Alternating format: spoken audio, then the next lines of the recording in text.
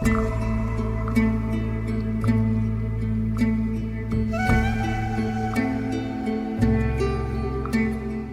zaman dahulu kala, pesisir utara Jawa Timur merupakan jalur perdagangan dan pelayaran yang ramai.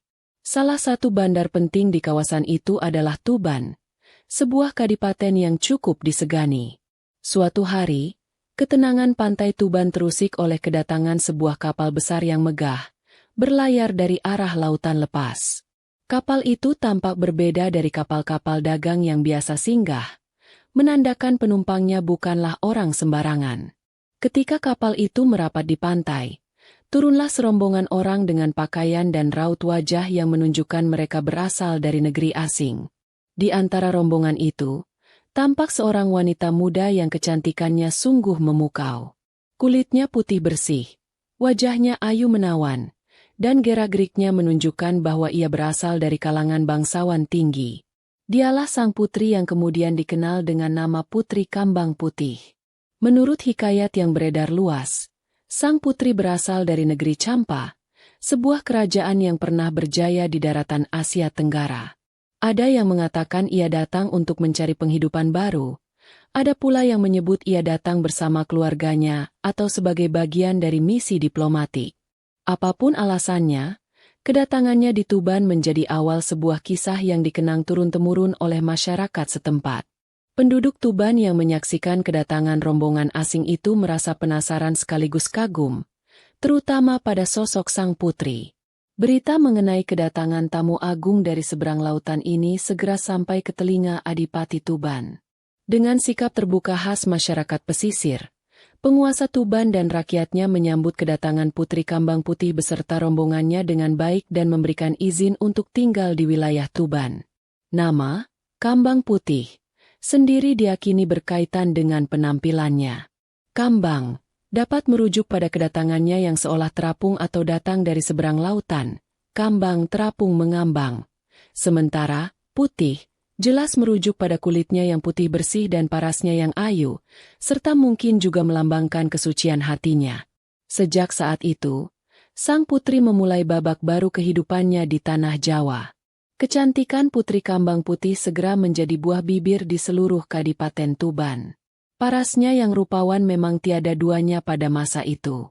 Namun, keelokan sang putri tidak hanya terletak pada penampilan fisiknya semata. Lebih dari itu, ia memiliki hati yang sangat mulia dan budi pekerti yang luhur. Sifat inilah yang membuatnya semakin dikagumi dan dihormati oleh siapa saja yang mengenalnya. Sang putri dikenal sebagai pribadi yang lemah lembut dalam bertutur kata dan bersikap. Ia tidak pernah menunjukkan kesombongan meskipun berasal dari keturunan bangsawan.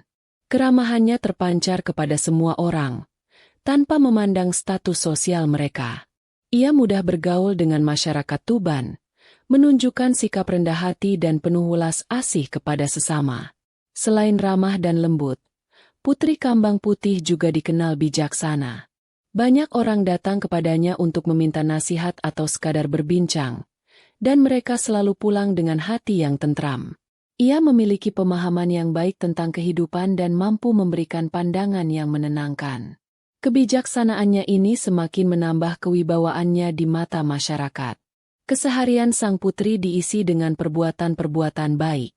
Ia sering membantu mereka yang membutuhkan, memberikan perhatian kepada anak-anak yatim dan orang tua. Sikapnya yang penuh kasih sayang membuatnya dianggap sebagai anugerah bagi masyarakat Tuban. Ia menjadi teladan dalam hal kesopanan, kesabaran, dan kebaikan hati. Kombinasi antara kecantikan fisik dan keindahan akhlak inilah yang membuat Putri Kambang Putih begitu istimewa. Ia bukan sekadar putri asing yang menumpang hidup, melainkan sosok yang mampu menyentuh hati banyak orang melalui ketulusan dan kebaikannya. Nama dan sosoknya perlahan tapi pasti terukir dalam sanubari masyarakat Tuban. Setelah menetap di Tuban, Putri Kambang Putih menjalani kehidupannya dengan tenang dan penuh kesalehan. Ia beradaptasi dengan baik terhadap lingkungan barunya, mempelajari adat istiadat setempat sambil tetap menjaga identitas dan nilai-nilai luhur yang dibawanya dari tanah kelahirannya. Rumah kediamannya menjadi tempat yang damai dan sering dikunjungi oleh warga sekitar. Beberapa versi legenda menyebutkan bahwa Putri Kambang Putih adalah seorang muslimah yang taat. Kedatangannya di Tuban, yang pada masa itu sedang dalam proses transisi keislaman atau sudah mulai menerima pengaruh Islam, memberikan warna tersendiri. Ia menjalankan ibadahnya dengan tekun dan menjadikan ajaran agama sebagai pedoman hidupnya. Meskipun tidak secara aktif berdakwah seperti para wali, perilaku dan akhlak mulia Putri Kambang Putih menjadi cerminan ajaran Islam yang penuh kedamaian dan kasih sayang. Ia tidak memaksakan keyakinannya, namun melalui contoh nyata dalam kehidupan sehari-hari, ia menunjukkan keindahan ajaran yang dianutnya. Sikap inilah yang membuat sebagian masyarakat tertarik dan menaruh hormat pada keyakinannya. Ia mengajarkan pentingnya kejujuran, kesabaran, saling menolong, dan menjaga hubungan baik dengan sesama manusia serta dengan Sang Pencipta. Teladannya dalam beribadah dan berinteraksi sosial memberikan pengaruh positif bagi lingkungan sekitarnya. Orang-orang melihat bahwa ajaran yang dianutnya membawa ketenangan dan kebaikan. Kehidupan Putri Kambang Putih di Tuban menjadi bukti bahwa perbedaan asal-usul dan budaya bukanlah halangan untuk hidup berdampingan secara harmonis. Justru, kehadirannya memperkaya khazanah sosial dan spiritual masyarakat Tuban pada masa itu, dan beberapa sumber meyakini ia turut berperan secara tidak langsung dalam memperkuat fondasi keislaman di wilayah tersebut melalui jalan damai dan keteladanan. Sejak awal kedatangannya, Putri Kambang Putih telah menunjukkan sikap hormat terhadap tatanan sosial dan pemerintahan yang ada di Tuban. Ia menjalin hubungan yang baik tidak hanya dengan rakyat jelata, tetapi juga dengan kalangan bangsawan dan penguasa Kadipaten Tuban saat itu. Sikapnya yang santun dan bijaksana membuatnya diterima dengan tangan terbuka di semua lapisan masyarakat. Adipati Tuban, sebagai pemimpin tertinggi di wilayah tersebut, menaruh rasa hormat yang besar kepada Putri Kambang Putih. Ia mengakui asal-usul kebangsawanan sang putri serta terkesan oleh kepribadiannya yang agung namun tetap rendah hati. Hubungan antara istana Kadipaten dan kediaman Putri Kambang Putih terjalin dengan baik, dilandasi rasa saling menghargai.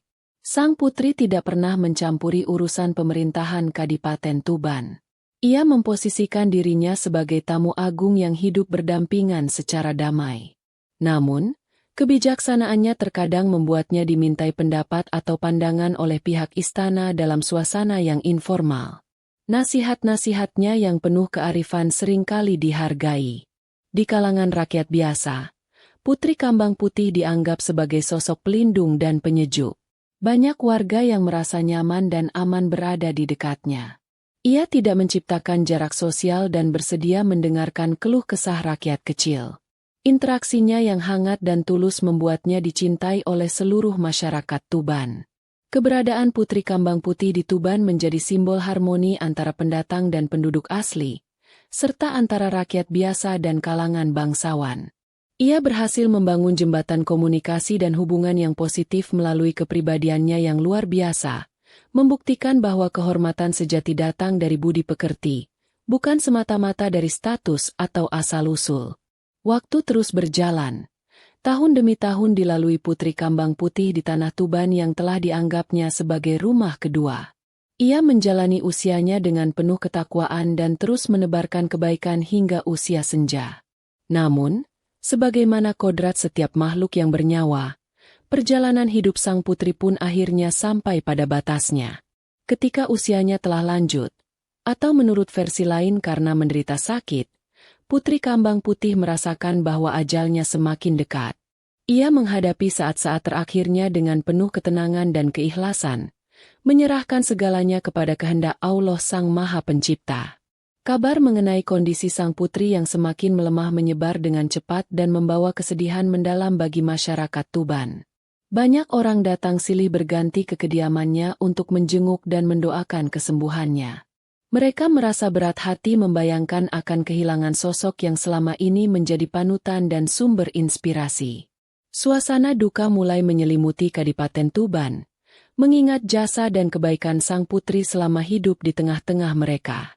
Akhirnya, pada suatu hari yang telah ditentukan oleh takdir, Putri Kambang Putih menghembuskan nafas terakhirnya dengan tenang. Ia wafat meninggalkan kenangan indah dan warisan kebajikan yang tak ternilai harganya. Tangisan dan doa mengiringi kepergiannya, menandakan betapa besar rasa kehilangan yang dirasakan oleh seluruh masyarakat Tuban, dari rakyat jelata hingga adipati dan keluarganya. Wafatnya Putri Kambang Putih menjadi duka bersama bagi masyarakat Tuban. Mereka kehilangan sosok putri yang bukan hanya cantik rupawan, tetapi juga memiliki hati seindah berlian. Kepergiannya menandai berakhirnya sebuah babak penting dalam sejarah lisan Tuban, namun sekaligus menjadi awal dari sebuah legenda yang akan terus hidup melintasi zaman. Setelah wafatnya Putri Kambang Putih, Adipati Tuban beserta para pemuka masyarakat bermusyawarah untuk menentukan lokasi pemakaman yang layak bagi Sang Putri Agung. Mengingat asal-usulnya yang datang dari seberang lautan, dan rasa cintanya pada tanah Tuban, diputuskanlah sebuah lokasi yang istimewa untuk peristirahatan terakhirnya. Sesuai dengan beberapa versi cerita, ada wasiat dari sang putri sendiri atau kesepakatan bersama untuk memakamkannya di tempat yang tidak jauh dari pantai utara Tuban. Lokasi ini dipilih sebagai pengingat simbolis akan tempat pertama kali ia menjejakkan kaki di tanah Jawa, sekaligus sebagai penghormatan atas perjalanannya yang jauh dari negeri asal menuju Tuban. Prosesi pemakaman Putri Kambang Putih dilaksanakan dengan penuh hikmat dan dihadiri oleh hampir seluruh lapisan masyarakat Tuban. Adipati Tuban beserta keluarga dan para pejabat kadipaten turut mengantarkan jenazah ke tempat peristirahatan terakhir. Rakyat jelata berduyun-duyun mengiringi dengan linangan air mata dan doa, sebagai bentuk penghormatan terakhir kepada sosok yang sangat mereka cintai dan hormati. Jenazah sang putri dimakamkan sesuai dengan tata cara yang berlaku pada masa itu, dengan penuh penghormatan layaknya seorang bangsawan yang berjasa. Upacara pemakaman berlangsung haru, mencerminkan betapa dalamnya rasa kehilangan dan penghargaan masyarakat Tuban terhadap Putri Kambang Putih. Lokasi makamnya segera menjadi tempat yang diziarahi oleh mereka yang ingin mengenang kebaikannya. Makam tersebut, yang terletak di kawasan pesisir, menjadi tanda abadi kehadiran dan pengaruh Putri Kambang Putih di Tuban. Penempatan makam di dekat pantai seolah menjadi pesan bahwa meskipun jasadnya beristirahat di tanah Tuban, semangat dan kenangannya tetap terhubung dengan lautan luas yang pernah membawanya ke sana. Seiring berjalannya waktu, makam Putri Kambang Putih tidak hanya menjadi tempat peristirahatan terakhir seorang tokoh yang dihormati, tetapi juga mulai dianggap sebagai tempat yang memiliki nilai spiritual tinggi atau keramat. Kepercayaan ini tumbuh secara alami di kalangan masyarakat, didasari oleh kenangan akan kesucian, kesalehan, dan kebaikan hati sang putri semasa hidupnya. Masyarakat meyakini bahwa karena kesucian dan kedekatannya dengan Allah semasa hidup, makam Putri Kambang Putih diberkahi dengan aura kedamaian dan keberkahan. Banyak orang mulai datang berziarah ke makam tersebut, bukan hanya untuk mendoakan arwah sang putri, tetapi juga untuk mencari ketenangan batin, memanjatkan doa-doa pribadi, atau mencari berkah. Tradisi ziarah ke makam Putri Kambang Putih terus berkembang dari generasi ke generasi. Para peziarah datang dari berbagai penjuru, baik dari Tuban sendiri maupun dari daerah lain. Mereka datang dengan niat yang tulus, membawa harapan dan doa, serta mengenang kisah hidup sang putri yang penuh inspirasi. Kompleks makam pun dirawat dan dijaga dengan baik oleh masyarakat sekitar sebagai bentuk penghormatan.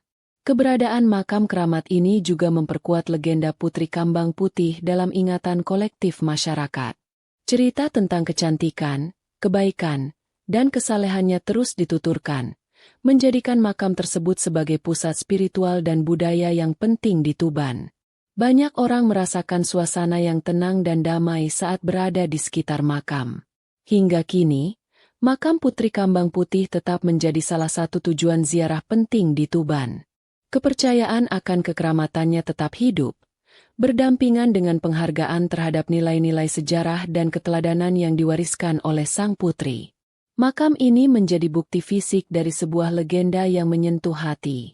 Keberadaan makam Putri Kambang Putih di Tuban hingga saat ini menjadi sebuah monumen hidup yang mengingatkan kita pada legenda seorang putri dari negeri seberang. Lebih dari sekadar bangunan fisik, makam ini adalah simbol dari perpaduan budaya, penghormatan terhadap leluhur, dan warisan nilai-nilai kebajikan yang tak lekang oleh waktu. Kisah Putri Kambang Putih terus hidup, melintasi abad demi abad. Warisan utama dari Putri Kambang Putih bukanlah harta benda atau kekuasaan, melainkan jejak kebaikan hati, kesantunan, kebijaksanaan, dan kesalehan yang ia tinggalkan. Kisahnya menunjukkan bahwa keagungan sejati seseorang tidak diukur dari asal-usul atau status sosialnya, melainkan dari akhlak dan perilakunya terhadap sesama makhluk dan kepada Sang Pencipta. Ia menjadi bukti bahwa kebaikan dapat tumbuh dan bersemi di mana saja, melintasi batas-batas geografis dan budaya. Kisah legenda Putri Kambang Putih mengandung pelajaran moral yang mendalam bagi kita semua. Ia mengajarkan tentang pentingnya menjaga budi pekerti luhur, bersikap ramah dan rendah hati kepada siapa saja, serta menebarkan kebaikan dimanapun kita berada. Keteladanannya dalam menjalani hidup dengan penuh kesalehan dan welas asih mengingatkan kita bahwa warisan terbaik yang bisa kita tinggalkan adalah nama baik dan kenangan indah di hati orang lain. Kejujuran, kesabaran, dan keikhlasan dalam menjalani takdir adalah kunci ketenangan hidup.